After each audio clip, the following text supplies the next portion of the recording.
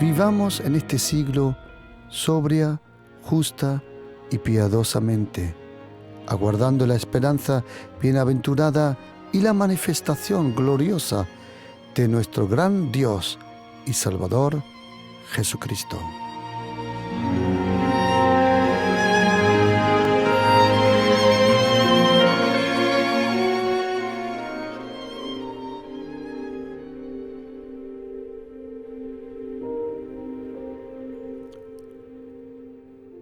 En este seminario de crecimiento espiritual bajo la gracia del Señor Jesús, hoy juntamente con vosotros, queridos, quiero coger el tema y aprender juntos cómo el Espíritu Santo nos enseña, nos guía y nos forma bajo la gracia. Cuando nosotros venimos al reino de Dios, el Espíritu Santo, la persona del Espíritu Santo, desde el principio nos guía a una vida profunda en el Espíritu, cercana en la relación con Dios el Padre, a una vida bajo la gracia. Moisés y todos los escribas, como dice la Biblia en Marcos capítulo 1, que cuando Jesucristo predicaba, la gente se daba cuenta que Él no era como los escribas. Él no era como los fariseos. Ellos decían, este hombre, dice, se admiraban de su doctrina, porque Él les enseñaba como quien tiene autoridad, y no como los escribas. Los escribas, los maestros de la ley, ellos enseñaban todo lo que habían aprendido de memoria de sus maestros, y al fin y al cabo todo lo que Moisés había escrito y ellos habían aprendido. Pero ahora vino Jesucristo, el Hijo de Dios. Cuando llegó en aquel momento a esa sinagoga allí en Nazaret, donde él había crecido. Jesucristo nació en Belén, pero él creció los primeros 30 años, o mejor dicho 26 años, porque a 4 años aproximadamente el Señor Jesús estuvo en Egipto. Cuando Herodes el Grande, él empezó a perseguir a aquel niño a la edad de 2 años, porque los magos le habían dicho que habían visto una estrella hace 2 años y que ellos habían venido a adorar al rey de los judíos. Cuando Herodes oyó esa palabra, el rey de los judíos, él se asustó. ¿Por qué? Porque Herodes sabía muy bien que los reyes nacen. Los reyes no se votan por un voto democrático. Los reyes tienen que nacer como reyes. Y Herodes no nació como rey. Él, por un juego político, se dejó nombrar por el César en Roma como rey de Judea, Galilea, Idumea y de Jerusalén. Cuando vinieron los magos, ellos preguntaron, ¿dónde está el rey de los judíos? ¿Dónde ha nacido el rey de los judíos? Herodes, con el gran miedo y temor y inseguridad que uno tiene cuando uno es inseguro, uno tiene temor. Él dejó matar a todos los niños que tenían hasta la edad de 2 años allí en Belén, por temor a ese rey de los judíos que había nacido. Pero el papá de aquel niño, bueno, el supuesto padre, llamado Yosef en hebreo, José en nuestro lenguaje, y su mamá María, Miriam, por una visitación de un ángel en la noche, José y María tomaron al pequeño Yeshua, al pequeñito Jesús, se lo llevaron a Egipto. Y allí en Egipto, probablemente 4 años, esperaron hasta que murió Herodes el Grande. Cuando Herodes murió, Jesucristo regresó junto con sus padres, pero no a Belén, sino a Nazaret. Allí estuvo hasta la edad de 30 años. Cuando un primo suyo, llamado en hebreo Yohanan, nosotros le conocemos como Juan el Bautista. Cuando Juan, él empezó su ministerio a la edad de 30 años, Jesucristo también se dejó bautizar. Él no necesitaba el bautismo. Juan, él bautizaba para el arrepentimiento de los pecados. Pero Jesucristo no tuvo ningún pecado donde él se tenía que arrepentir. Pero él dijo, es necesario que cumplimos toda la justicia. Jesucristo se dejó bautizar. Cuando salió de las aguas, dice la Biblia que desde el cielo Dios el Padre dio testimonio de su Hijo en la tierra. Y del cielo vino el Espíritu Santo de Dios como una forma de una paloma y descansó. La Biblia dice que el Espíritu Santo descansó sobre Jesucristo. Juan Bautista, él le preguntó al Señor, Señor, ¿quién es el Mesías?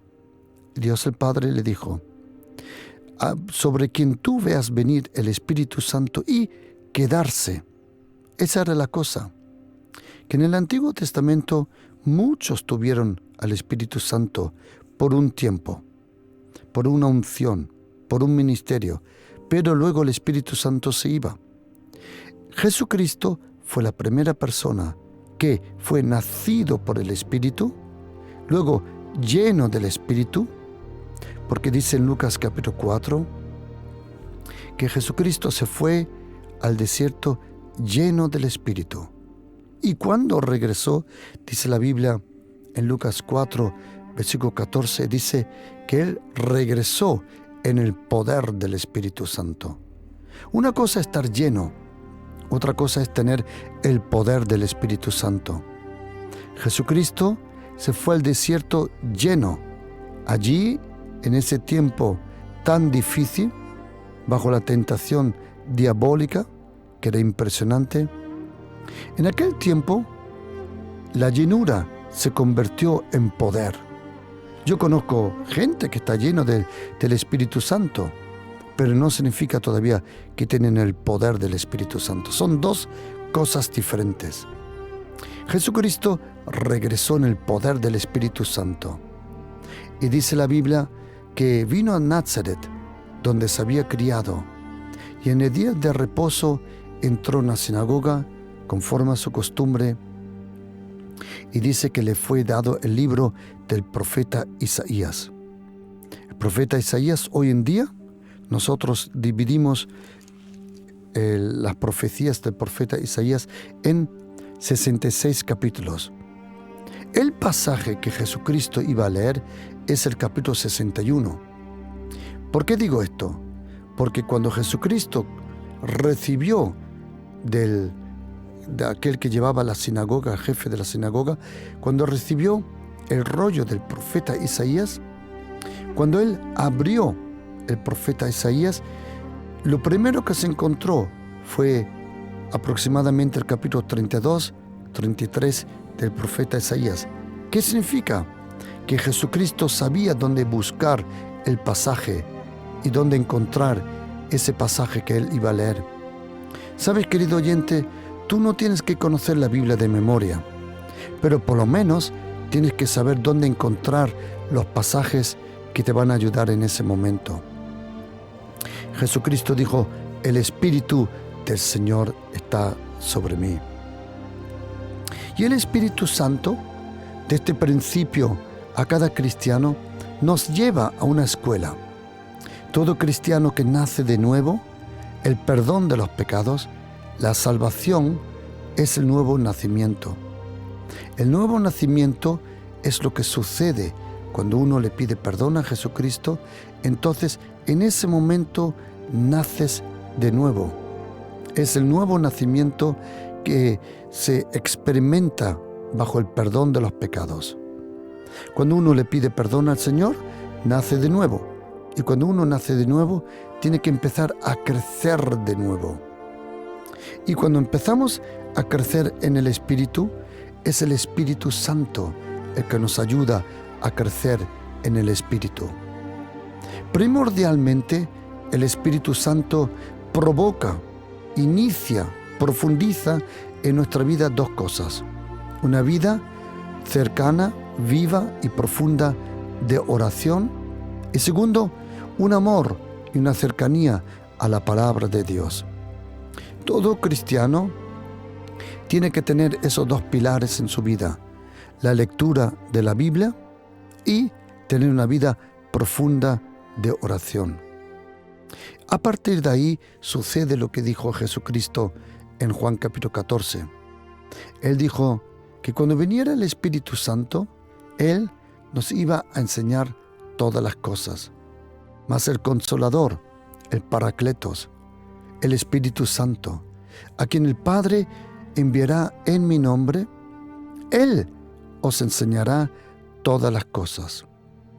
¿Qué es lo que el Espíritu Santo nos enseña? Todo, absolutamente todo. En cuanto a la Escritura, en cuanto a tu vida interior, eso es lo que vamos a estudiar hoy, porque el Espíritu Santo usa la gracia de Jesucristo. En la carta de Tito, capítulo 2, versículo 11, hemos leído que dice que la gracia que se apareció, esa gracia infinita, esa gracia eterna. En segunda carta de Timoteo dice que la gracia, en capítulo 1, versículo 9 y 10, dice que la gracia fue dada a nosotros antes de los siglos, antes de la creación, antes que existiera el pecado, existía la gracia. La gracia de Jesucristo no empezó a existir detrás del pecado. No. La gracia, juntamente con muchas otras cosas, existía antes que la fundación del mundo. ¿Por qué? Porque la gracia de Jesucristo no es un mensaje. La gracia de Jesucristo es una persona, que es Jesucristo, el Hijo de Dios. Todo lo que es Jesucristo, todo lo que Él dijo, todo lo que Él hizo, todo lo que Él ha sufrido por nosotros, su obra completa, su entrega en la cruz, su muerte y su resurrección, eso es lo que contiene la gracia. En la gracia de Jesucristo encontramos todo lo que nosotros necesitamos. Y nosotros cristianos hemos recibido el Evangelio de la gracia. No existe otro evangelio, existe el evangelio del reino que está en la gracia. ¿Por qué? En Jesucristo 105 veces habló del reino de los cielos. El mensaje de Jesucristo era el reino, pero el apóstol Pablo, cuando él predicó el evangelio de la gracia es el mensaje sobre Jesucristo. Y en Hebreos 4, versículo 16 dice que nos tenemos que acercar al único trono que existe en el reino de Dios. Y ese trono es el trono de la gracia. ¿Qué significa eso? Que el reino de los cielos gobierna con el poder de la gracia de Jesucristo, la gracia de nuestro Señor Jesucristo. Cuando el apóstol Pablo le escribe a Titus, a uno de sus colaboradores, es interesante que el apóstol Pablo tenía aproximadamente 27 colaboradores, entre ellos algunas mujeres. La mujer es muy importante. Incluso la carta escrita a los romanos en Roma fue entregada por una mujer. Lo podemos leer en Romanos capítulo 16, versículo 1. Apóstol Pablo, teniendo tantos hombres a disposición, es interesante que cuando envía la carta a la iglesia en Roma, lo envía por una mujer, Febe es su nombre. Interesante. Y había otro colaborador del apóstol Pablo que se llamaba Tito, o Titus, como le llames. Y a ese Tito, en capítulo 2, versículo 11, el apóstol Pablo le escribe: porque la gracia de Dios se ha manifestado para salvación a todos los hombres. Tengo otra traducción en español que lo expresa muy bien que es la Biblia textual, la cuarta edición, hay diferentes ediciones, y dice, porque la gracia salvadora de Dios se ha manifestado a todos los hombres. Porque la gracia salvadora. Ahora tenemos que saber una cosa, que esa palabra salvación o salvadora, en griego soterion, que significa restauración completa. Y no solo eso, en las escrituras antiguas griegas, algunas veces los filósofos, cuando querían expresar a alguien en un lugar seguro, le llamaban a eso soterion, o soterio significa ponerte encima de una roca, un suelo sólido. Hay otra palabra para estar en suelo sólido que se llama en griego asfaltos. En español existe el nombre también asfalto. Y de ahí viene, nosotros andamos por el asfalto de una vida segura en Cristo Jesús. El apóstol Pablo dice, porque la gracia salvadora, la gracia que restaura todo, la gracia de Dios, se ha manifestado ¿a quién? A todos los hombres. El apóstol Pablo, en primera, o mejor dicho, en Gálatas capítulo 1, versículo 15, dice que cuando agradó a Dios, es impresionante como lo dice, cuando agradó a Dios que me apartó desde el vientre de mi madre. Querido oyente, hay un llamado desde el momento que nosotros estábamos en el vientre de nuestra madre. Incluso, como dice Jeremías 1, versículo 5, dice, antes que te formara o te formé en el vientre de tu madre, yo ya te conocí, te aparté y te ungí y te llamé. Todos nosotros tenemos un llamado de Dios. Ahora después vamos a ver que Dios el Padre quiere que todos sean salvos. Pregunta, ¿quiere Dios el Padre que todos sean salvos? Sí. Pregunta, ¿van a ser todos salvos? No. ¿Por qué no? Porque muchos no quieren recibir la salvación por la gracia de Jesucristo. Ahora después lo vamos a profundizar más. Dice, cuando agradó a Dios, que me apartó desde el vientre de mi madre y me llamó por su gracia. ¿Sabes qué, querido oyente? El ser humano, cuando tu mamá estaba embarazada contigo, ¿sabías que lo primero del fetus, lo primero del embrión, como se dice también en griego, lo primero que funcionó, ¿sabe qué es? El corazón. El corazón, cuando eres formado en el cuerpo de tu mamá, lo primero que funciona es el corazón. Y luego viene el cerebro, los nervios y todo lo otro. Pero primero el corazón. ¿Sabes cuántas veces ha latido tu corazón? Probablemente, antes que tú naces, ¿sabes cuántas veces? El corazón probablemente hasta 20 millones de veces ha latido en el corazón del embrión. Aproximadamente, algunos dicen más, algunos menos. Estuve estudiando, mirando estos datos el otro día, pero vamos a decir 20 millones. Algunos dicen 14 millones, pero imagínate, 14 millones, por ejemplo, de veces tu corazón ya funcionaba en el vientre de tu mamá. Y hay otra cosa, que en el vientre de tu mamá hay cosas ya que funcionan, que es el oído del bebé. El bebé percibe el ruido alrededor. Acuérdate de Juan Bautista, cuando su mamá, Elizabeth, estaba embarazada. Cuando Elizabeth, embarazada, se acercó a la Virgen María, y la Virgen María habló, dice que el bebé reaccionó en el vientre de la mamá. ¿Por qué? Porque los bebés en el vientre ya perciben el ruido, los sonidos. ¿Qué significa eso? Que nosotros, el ser humano, el primer mensaje, la primera palabra que un bebé un embrión ha podido huir en su vida, en su espíritu, fue el llamado por la gracia. Porque dice el apóstol Pablo que desde el vientre de su mamá, él como persona había percibido ese llamado por la gracia y me llamó por su gracia.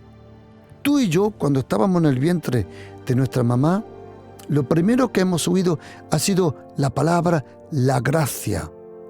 Hemos sido llamados por la gracia, no por la ley, no por el legalismo, no por la religión, sino por la gracia. El apóstol Pablo le escribe a Timoteo, dice, porque la gracia de Dios se ha manifestado a todo ser humano. La gracia de Dios se manifiesta a todo ser humano. Dios el Padre, Él quiere que todos sean salvos. Él quiere que todos lleguen al conocimiento de la verdad. ¿Dónde encontramos esto? En 1 de Timoteo, capítulo 2, versículos 4 y 5, dice que Dios quiere que todos los hombres sean salvos y vengan al conocimiento de la verdad. Porque hay un solo Dios y un solo mediador entre el hombre, entre Dios y el hombre, que es el hombre Jesucristo. ¿Quiere Dios el Padre que todos sean salvos? Sí. Pregunta, ¿todos van a ser salvos? No. En el libro de Job, capítulo 33, podemos leer cómo el Señor le habla a todo ser humano 2 o 3 veces. Dios el Padre le habla a todo ser humano 2 o 3 veces. Todo ser humano en esta tierra, todo ser humano en esta historia, en toda la historia del ser humano, ha oído 2 o 3 veces el mensaje, la voz del Señor. ¿Dónde? Por sueños. Él dice en Job 33, versículo 14. Sin embargo, en una o en 2 maneras habla de Dios, pero el hombre no lo entiende. Y luego dice en el versículo 29, he aquí, todas estas cosas hace Dios 2 o 3 veces con el hombre, para apartar su alma del sepulcro y para iluminarlo con la luz de los vivientes. Todo ser humano, como podemos leer en capítulo 33, dice que todo ser humano oye 2 o 3 veces, por sueño, dice versículo 15, por sueño, en visión nocturna, cuando el sueño cae sobre el hombre, dice, y cuando se adormecen en el lecho, entonces revela al oído de los hombres y le enseña su consejo. Qué bueno, Dios el Padre, Él quiere que todos sean salvos, sí, pero ¿van a ser todos salvos? Lamentablemente no. ¿Por qué? Porque no todos quieren huir a ese llamado. El Señor, por sueños, a todo ser humano, sea quien sea, todo ser humano ha recibido ese llamado del Señor. Y dice la Biblia que la gracia nos enseña. La gracia nos enseña, dice, a vivir piadosamente. Me han preguntado, pastor, usted que predica tanto de la gracia, ¿no piensa que está animando a la gente a pecar? Y le he dicho yo, ¿por qué voy a animar a la gente a pecar? La gente peca de todas formas. La gente más ni me pregunta permiso para pecar. Yo no soy el que le da permiso a la persona a pecar. ¿Por qué el pecado nos atrae? Es por la carne. La carne del ser humano es atraída por el pecado. Nadie que predica de la gracia anima a la gente a pecar más. Alguien me dijo, pero usted tiene que enseñarle, la gracia nos salva, pero la ley no enseña. Y le dije, estás equivocado, pero total. Algunos piensan que por la gracia somos salvos, pero por la ley somos formados. Sí, estás equivocado, pero total.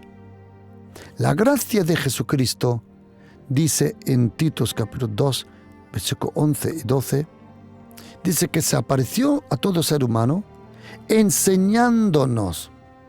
La gracia nos enseña, la gracia nos guía. Esa palabra para enseñarnos es una palabra que se usa en la literatura griega cuando, por ejemplo, me explico, cuando había una familia con muchos recursos, muchas veces los padres, ellos cogían a los hijos, pocas veces a las mujeres, pero también había muchos casos, pero principalmente en aquel tiempo a los hijos. Hoy, gracias a Dios, todos pueden tener los mismos estudios y posibilidades, y daban a esos hijos, los llevaban a un profesor. Esa palabra profesor muchas veces se llama pedagogos, y pedagogos también significa el que entrenaba los caballos. El que entrenaba los caballos también le llamaban pedagogos. Y muchas veces el entrenamiento, la formación de un ser humano, algunas veces se parece al entrenamiento de un caballo. Hay que guiarlo, hay que ponerle todo lo que requiere un caballo. Algunas veces hay que enseñarle una y otra vez a un caballo. Si tú quieres que un caballo tenga cierto comportamiento, tienes que enseñárselo una y otra vez. Lo mismo el ser humano. Nosotros aprendemos por las repeticiones. Y el Espíritu Santo nos enseña. ¿A qué? Nos enseña, a través de la gracia nos enseña a renunciar toda cosa impía, toda cosa que no es normal, toda cosa que es diabólico y que te ensucia, y a los deseos mundanos, y que vivamos en este siglo como sobrio.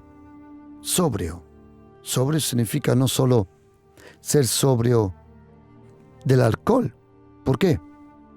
Porque uno no solo se puede emborrachar del alcohol, uno también se puede emborrachar del teléfono, del internet, sea por Instagram, Facebook o YouTube, lo que sea. ¿Has visto tú algunas veces en las caras y en los ojos de uno que mucho tiempo, todo el tiempo estaba mirando el teléfono? ¿Sabes a qué me acuerda eso? A un zombie. Parecen zombies. Por eso, ten cuidado que el internet, que las telecomunicaciones no te emborrachan. Porque uno puede estar borracho de alcohol, sí, pero también tu mente puede estar borracha de todas esas páginas y las cosas que uno mira y que luego no te acuerdas. Algunos me dirán, pastor, ¿usted no coge el teléfono para mirar? Yo, probablemente más que la mayoría. Y te digo por qué. Porque uso mi teléfono o el móvil como una biblioteca. Uso para estudiar, uso para aprender, uso para buscar cosas que me interesan. Conozco el peligro de ver bobadas. Conozco el peligro de ver tonterías. Hay cosas graciosas, sí, pero ten cuidado que no estés borracho de esas cosas de cuánto tiempo uno puede perder con el teléfono. Es impresionante. Yo, en mi teléfono, para que tengas una idea, tengo casi 49,000 números de teléfono. En verdad, te puedo decir cuánto, para que veas cuánto tiempo yo uso el teléfono. A ver, no quiero exagerar, aunque vengo de Andalucía. Sí, son 48,832 números. Imagínate, mi teléfono tiene 48,832 contactos. Por eso yo manejo mucho el teléfono. Mucho. ¿Por qué? Lo necesito como herramienta, pero no para emborracharme y viendo bobadas, tonterías. Y además, hoy en día lo bueno es que con un teléfono uno puede estudiar tanto. Hay tantas Biblias, tanto acceso a las cosas del Señor, es impresionante. La gracia nos enseña a renunciar esos deseos mundanos. ¿Existen buenos deseos? Sí, hay muchos buenos deseos, pero también hay deseos provocados por el mundo que nos rodea. Y que vivamos en este siglo, ¿cómo? Sobrio significa no solo borracho de alcohol, sino de otras cosas. Observa a una persona. ¿Sabes? Cuando tú hablas 10 minutos con una persona, ya sabes cómo está la persona. Algunas veces has ido al médico. ¿Qué dice el médico muchas veces al principio? Cuando vas al médico, muchas veces te dicen, enséñame tu lengua. Porque en la lengua se pueden reconocer muchas enfermedades. No todas, pero algunas. Y lo mismo es cuando hablas con alguien. Observa su lengua. Lo que hay en su lengua, hay en su corazón. Por eso la gracia nos enseña a vivir sobriamente, justo, tener una vida en justicia, que no seamos injustos. Y piadosamente, esa palabra piadosamente, una palabra linda, pero me encanta como las traducciones alemanas la dicen también, dicen gottesfürchtig. Gottesfürchtig significa vivir en el temor a Dios. ¿Qué significa tener temor a Dios? Tener temor a Dios significa tener respeto delante del Señor. Es importante aprender de la gracia. La gracia, la ley te da miedo de Dios, pero la gracia te da respeto a Dios. Como dice en Proverbios capítulo 1, que el principio de la sabiduría es la gracia, es la sabiduría y el temor de Dios. Por eso, la gracia nos enseña. Cuando tú vives bajo la gracia, esa infinita gracia. Y sabes, querido oyente, mire, me han preguntado, pastor, ¿quiere que vaya a un seminario? Claro, si tú tienes la posibilidad de ir a un buen seminario, hazlo. Pero, si no tienes la posibilidad de ir a un seminario bíblico, tranquilo, toda iglesia sana, no hay mejor seminario que una iglesia sana. En una iglesia sana, equilibrada, bajo la gracia, es donde el lugar donde uno aprende más. Porque la iglesia de Jesucristo es el cuerpo de Jesucristo, es la novia de Jesucristo, y es el ejército de Jesucristo, y es la comunión entre los santos. Cuando hablo de iglesia, estoy hablando de una comunidad. No estoy hablando en primera línea de la iglesia católica o iglesia evangélica o iglesia ortodoxa. No. Jesucristo no tiene muchas iglesias. Él tiene una. Cuando Él regrese, va a venir a por una novia, a por una iglesia. Y por eso, si tú estás en una iglesia sana, tranquilo, tú vas a crecer. Uno crece poco a poco. Algunos me dicen, ¿puedo ir a una facultad teológica? Si quieres, hazlo. Es muy bonito. Si quieres, vete a la universidad, estudia teología sistemática, hazlo. Pero quiero decirte que hay un profesor que nunca se aparta de tu vida, que es la gracia del Señor Jesús. El Espíritu Santo usa la gracia.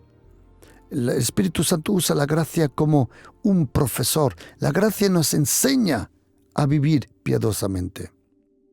A mí me han dicho, no, es que tienes que enseñar los 10 mandamientos. Por el amor de Dios, ¿quién de nosotros ha cumplido los 10 mandamientos? ¿Quién? Más, si yo pregunto hoy a cristianos, católicos, evangélicos, cualquier denominación, ¿tú te crees que la mayoría ni conoce los 10 mandamientos? La mayoría de nosotros no supiera decirnos los 10 mandamientos. Y tampoco es tan necesario. Déjame explicarte por qué. Porque la gracia nos enseña. La gracia de Jesucristo. El Antiguo Testamento es bueno leerlo, es necesario leerlo. En este momento estoy estudiando Primera, Segunda de Samuel, y cómo me encanta esos libros. A mí me encanta leerlo. A mí me encanta estudiarlo. ¿Me leo yo el Antiguo Testamento? A mí me encanta el Antiguo Testamento. Lo leo porque encuentro a Jesucristo, encuentro su gracia, encuentro su persona en todos los libros del Antiguo Testamento. Pero el Antiguo Testamento, la ley, ¿sabes? Mira, te voy a dar un ejemplo. En Romanos 7, versículo 7 adelante dice, ¿qué diremos pues? ¿La ley es pecado? No, de ninguna forma. Pero yo no conocí del pecado, sino por la ley, porque tampoco conociera la codicia si la ley no dijera, no codiciarás. Bueno, lo bueno es que os confieso una cosa. Para mí esa palabra codicia yo no la conocía, no tenía idea. Yo sé lo que dice en griego, en alemán, en inglés, pero en español, la palabra codicia, os confieso que no me he crecido con ella, una palabra que yo aprendí cuando leí la Biblia en castellano. Esa palabra codicia expresa una palabra muy fuerte en griego que significa ser atraído por otro sexo. Ser atraído carnalmente, esa es la palabra. Tener, no sé cómo se dice en español, ganas de acostarse con una persona. Eso, una cosa, tiene que ver con sexualidad. Te lo podía explicar en alemán. Sexuell angezogen werden. Lust, dice en alemán. La palabra que dice en alemán es una palabra muy fuerte, que significa ser atraído en la sexualidad. Me explico. El apóstol Pablo, y quiero que estén todos atentos ahora, todos los religiosos, todos los que predican un evangelio de condenación, el que predica la ley, el que predica el legalismo, el que predica leyes y formas, está predicando condenación, porque ni el que lo predica ni el que lo oye lo puede cumplir. Nosotros, querido oyente, no lo vamos a cumplir si somos honestos. Vamos a fallar. La única vida, la verdadera vida con Jesucristo es la vida bajo la gracia. Y dice el apóstol Pablo que él, sin la ley, nunca hubiera sabido lo que es codicia, ese deseo sexual.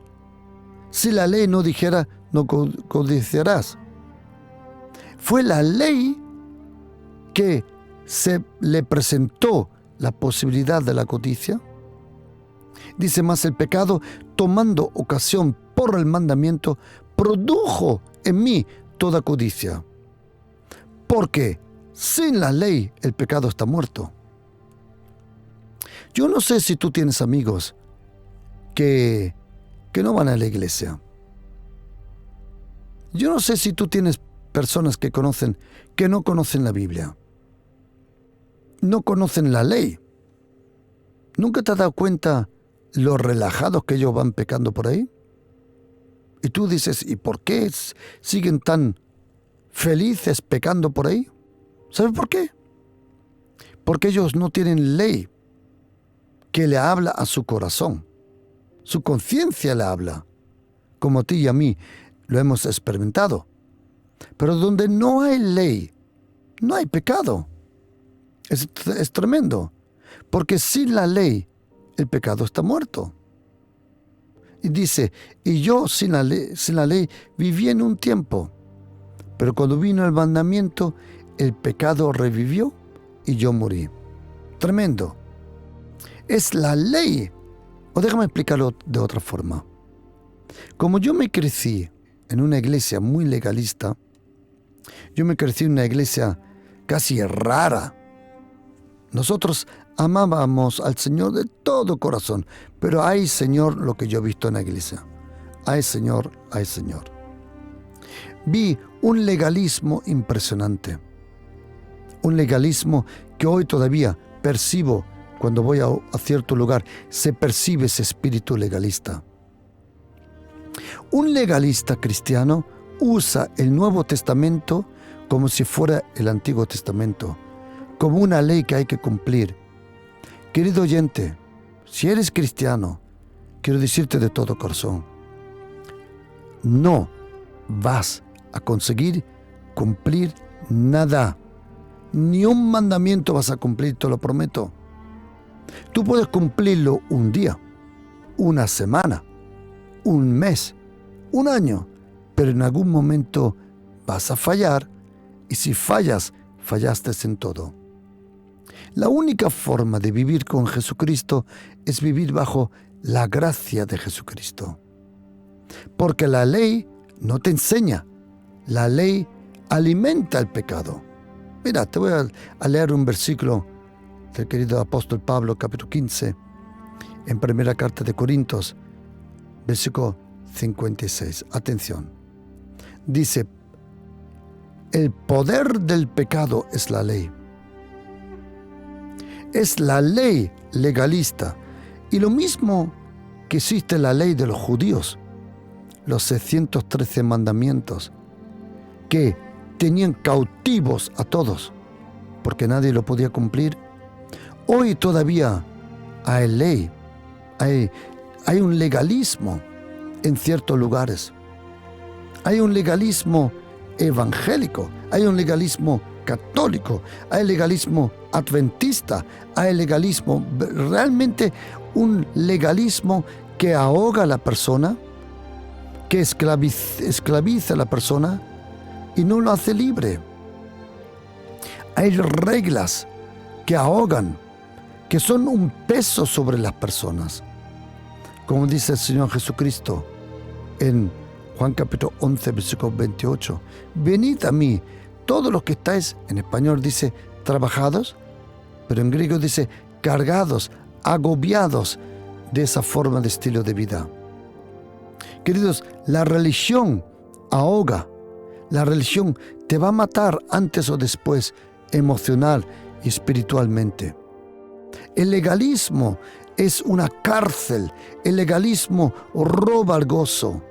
La única forma de tener vida en abundancia, es la vida bajo la gracia de Jesucristo. Y si tú quieres crecer en el Espíritu, tienes que venir al punto, o mejor dicho, decirle a Dios que Él te revele el poder de la gracia. Querido oyente, déjame terminar con unas palabras. Si alguien luego dice, pastor, me encantaría recibir esta enseñanza. Si tú quieres tener esta enseñanza sobre la gracia es nuestro maestro, envíame un mensaje al 629 614 174. Repito, 629 614 174. Ahora después lo explico, lo voy a decir otra vez. Si tú quieres crecer realmente bajo la gracia, tienes que pedirle al Señor que te demuestre el poder de la gracia. Me explico.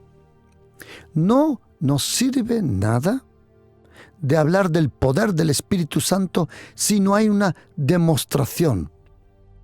El poder del Espíritu Santo se tiene que demostrar.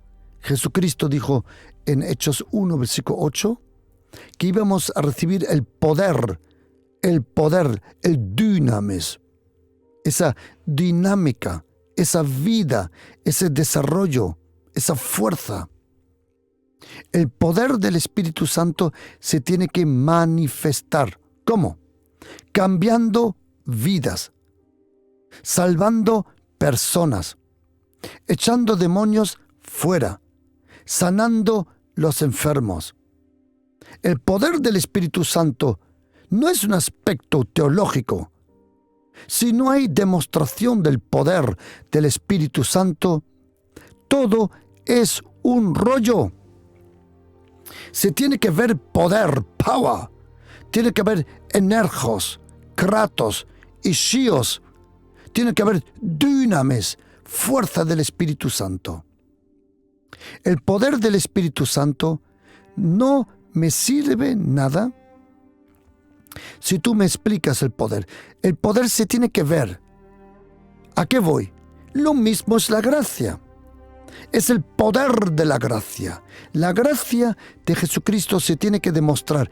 Y querido oyente, mire, le prometo de todo corazón, no sé en qué situación está, no sé por lo que está pasando, pero querido oyente, de todo corazón, le prometo de todo corazón, si usted le pide a Jesucristo que Él demuestre su gracia, si tú le dices, demuéstrame tu gracia, yo le garantizo, es que dime dónde quieres que te lo firme. Él ha dicho, clama a mí y yo te responderé. Si tú ahora necesitas ayuda, si tú ahora estás en una situación desesperada, querido oyente, percibo algo en mi corazón. En este momento percibo que va a haber un derramamiento del poder de la gracia de Jesucristo. Ahora, en este momento percibo que vamos a orar por cada persona. Vamos a orar ahora en el nombre de Jesús. Que la gracia de Jesucristo venga a tu vida, a tu matrimonio, a tu familia, a tu situación, a tu trabajo, a tu necesidad. Y la gracia de Jesucristo, como dice el apóstol Pedro, mejor dicho en 1 de Pedro 4:10, es la multiforme gracia. La gracia va a tomar la forma que tú necesites. Y si tú, querido oyente, si usted ahora necesita esa gracia de Jesucristo, vamos a hacer una oración y vamos a pedirle al Señor de todo corazón que Él demuestre, no explique, que demuestre su gracia. Y le animo que convierta estas palabras en una oración conmigo. Y que diga, querido Padre, en el nombre del Señor Jesucristo, nadie mejor que tú, Padre, conoce mi situación, conoce mi desesperación. Padre, te pido en el nombre de Jesús, demuéstrame la gracia de Jesucristo. Espíritu Santo de Dios, en el nombre de Jesús te pido, demuestra la gracia de Jesucristo en mi vida, en mi salud, en mi matrimonio, en mi familia, en mi trabajo. Señor Jesús, derrama tu gracia, demuestra tu gracia. Y gracias, Señor Jesucristo, por tu infinita, poderosa gracia, Señor, en el nombre de Jesús. Amén. Y si deseas recibir este mensaje, querido oyente, coge tu teléfono, coge tu papel, bolígrafo y escribe este número: 629 614 174. Repito, 629 614 174. Y muchísimas gracias, queridos oyentes, a todos los que mes a mes me están ayudando a predicar este mensaje de la gracia por todos los lugares donde estamos sonando, en las diferentes ondas y radios. Si tú dices, pastor, me encantaría ayudarle con una ofrenda en este mes. Si tú puedes, si tú dices, pastor, me encantaría ayudar, de acuerdo. Envíeme un mensaje al 629 614 174. 74. Gracias de todo corazón por aquellos que me están ayudando a predicar el Evangelio por las diferentes radios aquí en España. Gracias de todo corazón. Queridos, que la gracia de Jesucristo esté con vosotros y que el Señor te guarde. Shalom.